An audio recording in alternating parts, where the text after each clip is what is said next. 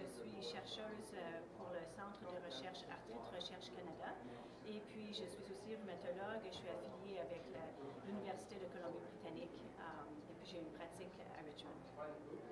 So what do you think is the most exciting thing coming from this year's CRA meeting? À vrai dire, je pense qu'il y a eu plusieurs choses qui ont été discutées à la conférence qui étaient très intéressantes. C'est difficile d'en choisir une en particulier. Il y a deux choses qui me viennent à l'idée comme étant peut-être un peu différentes de ce qu'on a entendu avant. Un, c'est l'importance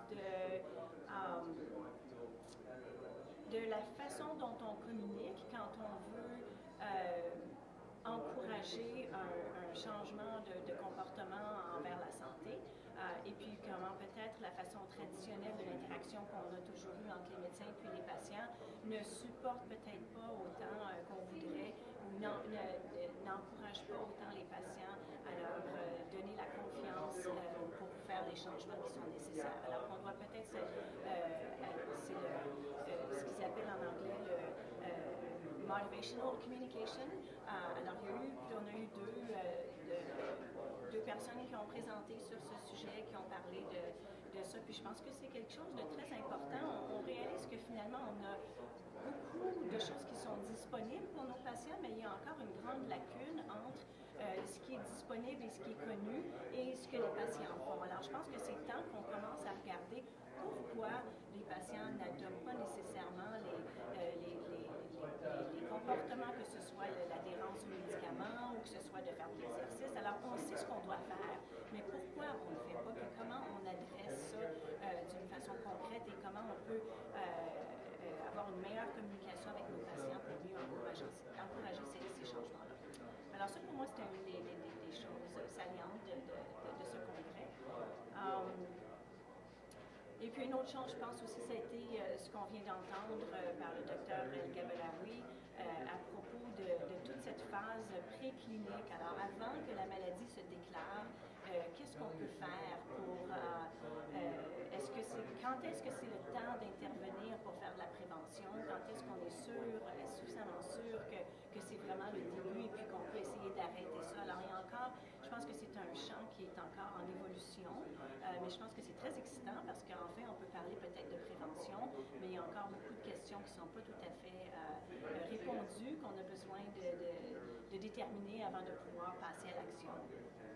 And I also understand you did a presentation yourself. Do you mind giving us some background information about the presentation you did and maybe highlight for our audience some of the key points from your presentation? Alors, j'ai fait une présentation qui est intitulée en anglais « Rheumatologist Care in Rheumatoid Arthritis, Are We Dropping the Ball ?» Alors, on a fait une étude pour voir quand les patients avec l'arthrite rhumatoïde sont suivis par des rhumatologues pour voir quel est le suivi à long terme des patients et quel est l'impact sur le traitement de l'arthrite rhumatoïde. Et la raison pour laquelle on a fait cette étude-là, c'est que il y a quand même assez d'initiatives au Canada pour s'assurer qu'il y a un bon accès pour que les patients voient des rhumatologues et les voient de façon assez rapide parce qu'on sait que si on traite la maladie rapidement, on a un meilleur impact à long terme pour empêcher la maladie d'endommager les articulations.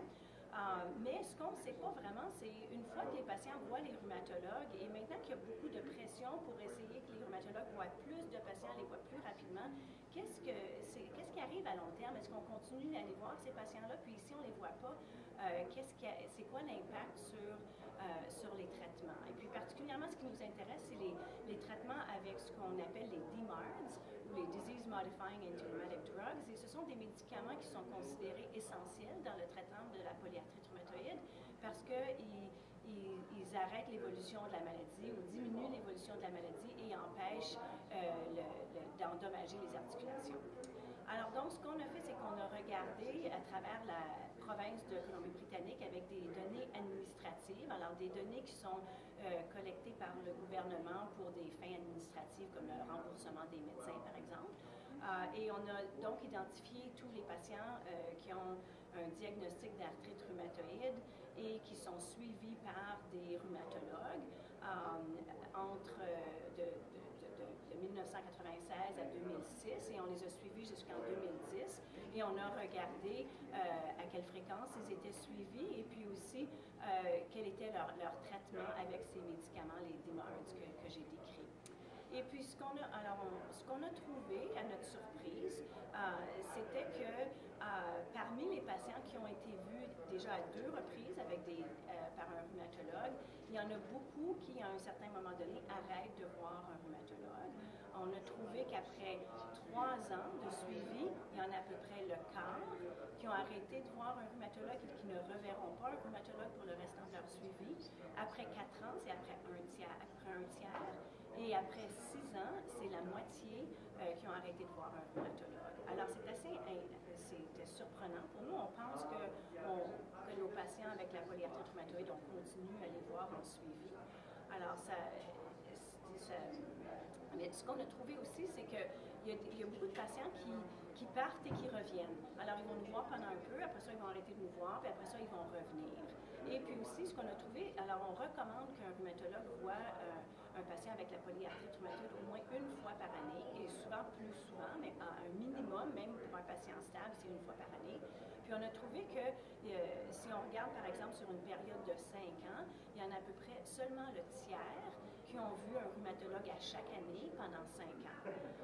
Et puis on voit qu'il y en a beaucoup qui ne voient pas leur rhumatologue, qui ont arrêté de voir leur rhumatologue pour des périodes, différentes périodes.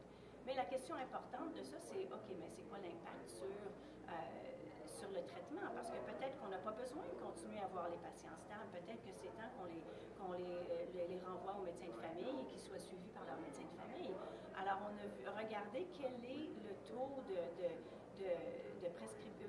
prescription, parce qu'on peut seulement regarder la prescription, on ne peut pas voir si les patients le prennent, mais quel est le taux de prescription de ces médicaments, les DMARDs, selon si les patients ont été suivis régulièrement ou non.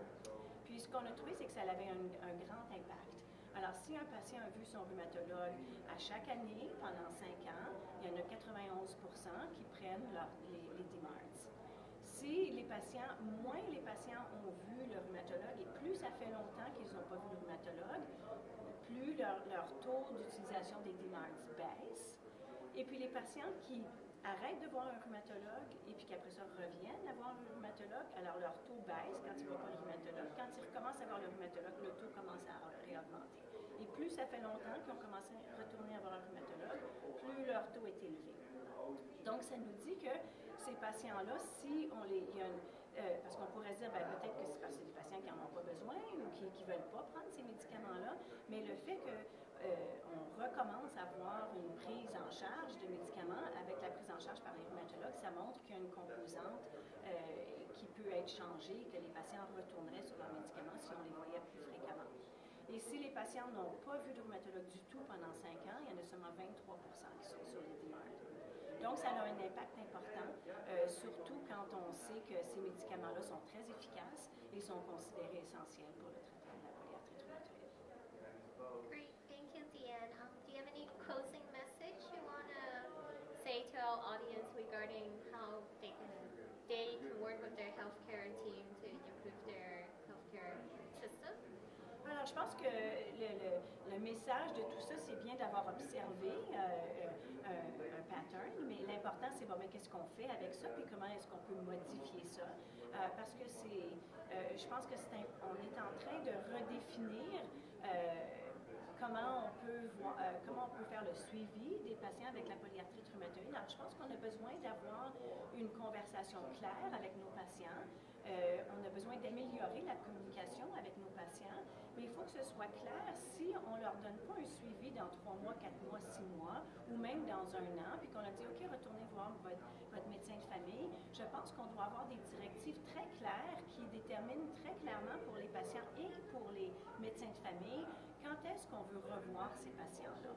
Alors, quels sont les critères que s'il y a des choses qui ne vont pas bien, qu'on veut les revoir et d'avoir un système qui permet que ces patients-là soient repris en charge facilement sans qu'ils soient obligés d'attendre 3 ans sur une liste d'attente, par exemple, pour revoir un rhumatologue.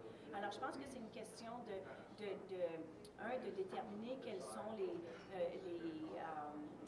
qu'est-ce qui a empêché que ces patients-là reviennent et d'adresser ça, puis d'avoir des directives claires et des communications claires pour empêcher que ce phénomène-là qu'on a observé continue. Thank you, Tian. I wish you enjoy the rest of the conference. Thank you, I will.